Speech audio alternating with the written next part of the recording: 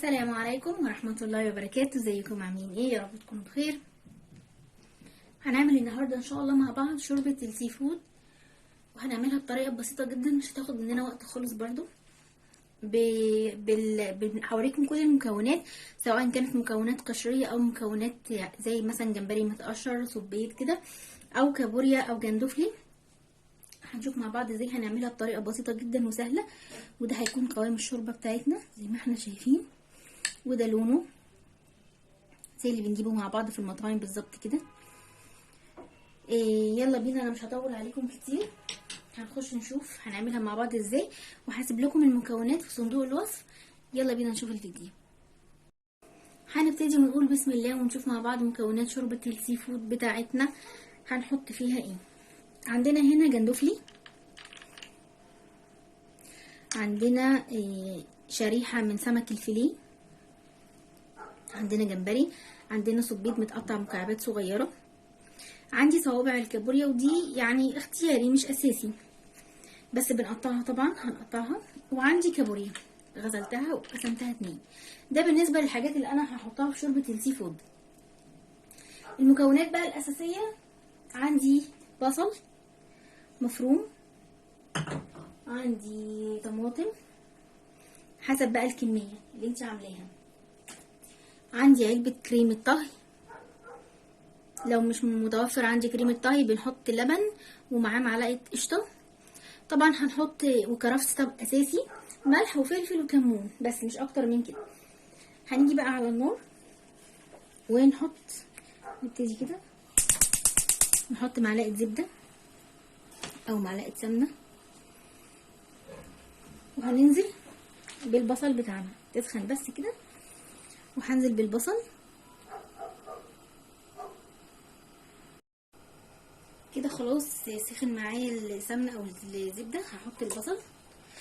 على فكره كمان في توم مفروم، بس انا نسيت اقول لكم ده اساسي طبعا التوم المفروم. هنقلب البصل كده لونه بس يتغير معانا.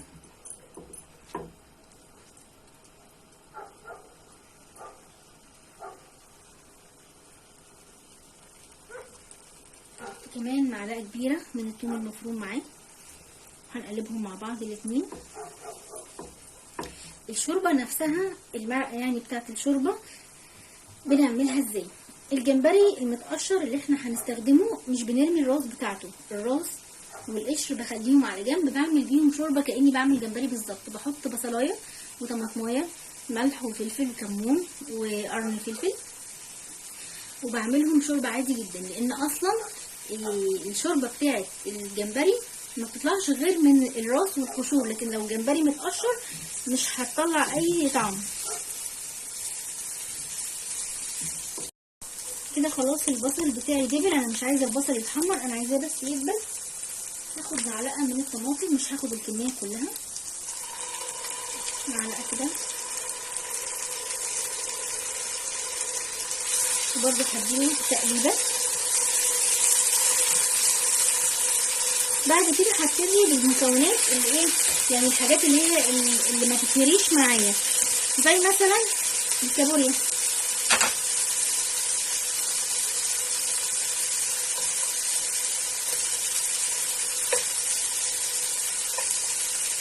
والجندفلي،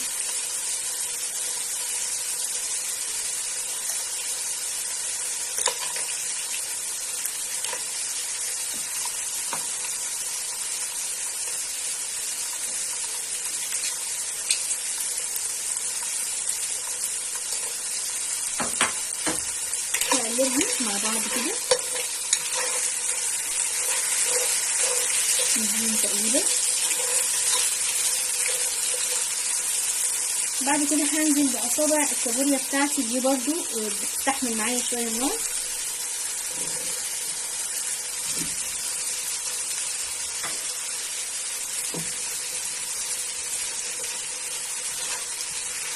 واديهم برضو كلهم تقليبه. يفضل يكون حاجه واسعه علشان ناخد راحتنا فيها. بعد كده هنزل بالصبيط،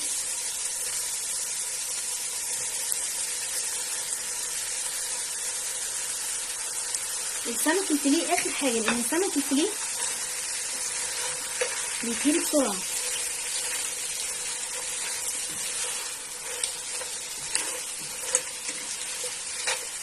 اديهم تقريبا الريحه طالعه جميله، ولسه ما حطيتش الكرفس.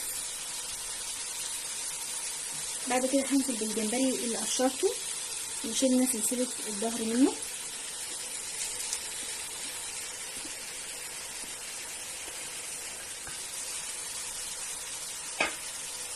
وهدي كل مع بعض تقريبا كل المكونات بتاعتي، وهديهم تقريبا كده لمده 5 دقايق بس مش اكتر. خلاص كده اخدوا لون. انا مش محتاجه وطعم، مش محتاجه ان انا اهريها اكتر من كده. اخر حاجه هحطها السمك الفيليه، انا قطعته مكعبات صغيره، انا مخليه بس الجمبري ده للتزيين، انما الباقي الكميه انا قشرتها وحطيتها. مجرد ما هنزل بالسمك انا كده في النص كده ممكن ازود بس معلقه زبده او حاجه تاني، علشان هنزل بمعلقه دقيق او معلقتين دقيق.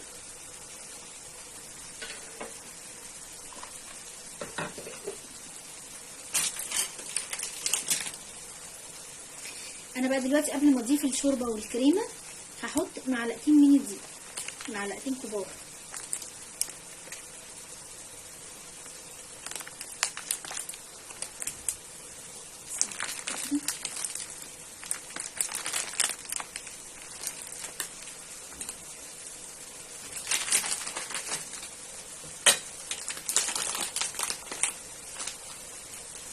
ادي معلقه، هنحط معلقه تانية كمان،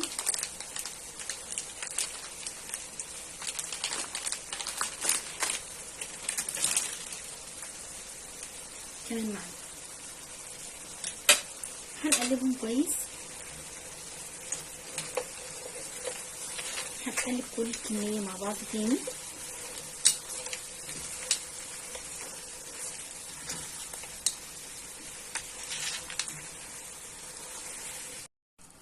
خلاص كده احنا قلبنا المعلقتين دي. هنحط بقى التوابل بتاعتنا، هنحط كمون، نقدر نقول معلقتين اللي هي معلقه السكر دي من الكمون، معلقه من الفلفل الاسود، معلقتين من الملح.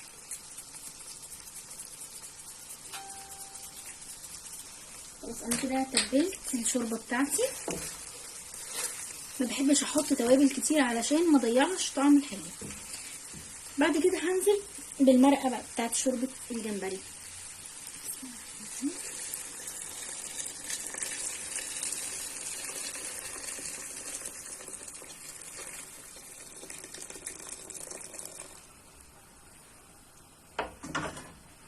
المرقه دي اهم حاجه.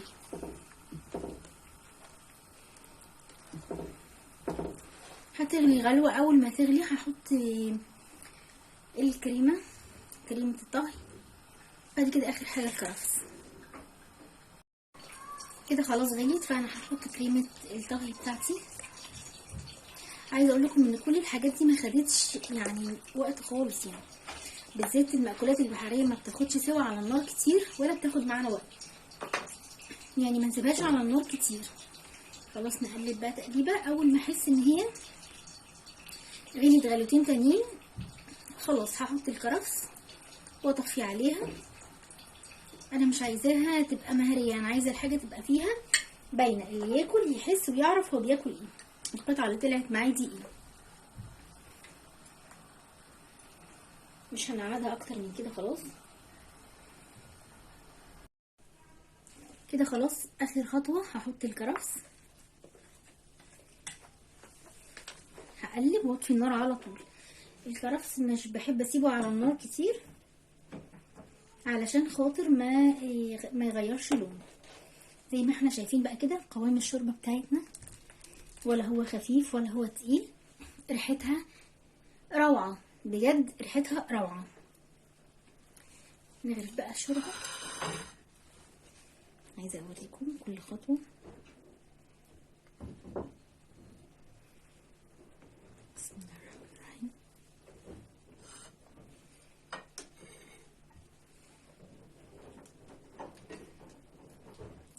جاهزة للشوربة. تحفة تحفة بجد. وعلى فكرة والله بالظبط زي شوربة المطاعم، ما تختلفش عنها خالص، بل بالعكس طعمها اطعم كمان والذ، لان احنا جايبين حاجتنا دي كلها طازة